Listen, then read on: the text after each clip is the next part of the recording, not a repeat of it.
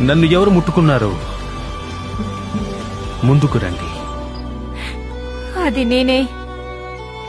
నీ వస్త్రపు అంచు నిజంగా నీ అంచు మాత్రమే. నువ్వు అపవిత్రం కాలేదు. నా వస్త్రం ఎందుకు? నన్ను క్షమించండి. నేను అడిగి ఉండాల్సింది. కానీ మీరు నన్ను తాకితే అది ధర్మశాస్త్రం ప్రకారం మిమ్మల్ని అపవిత్రం చేస్తుంది. నేను రోగంతో నన్ను 12 ఏళ్లుగా నాకు రక్తస్రావం ఉంది. దాన్ని ఎవరు ఆపలేకపోయారు. కానీ నేను మీ వస్త్రపు చెంగు తాకగలిగితే చాలని నమ్మాను. నా కుమార్తె. నేను ఎవరి కూతుర్ని కాను. నా కుమార్తె చాలా కాలం నుంచి పోరాడుతుందని నాకు తెలుసు. నువ్వు అలసిపోయి ఉండాలి.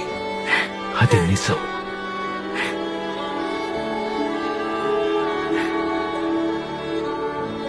సమాధానముతో వెళ్ళుము. నీ విశ్వాసము నిన్ను స్వస్థపరిచింది.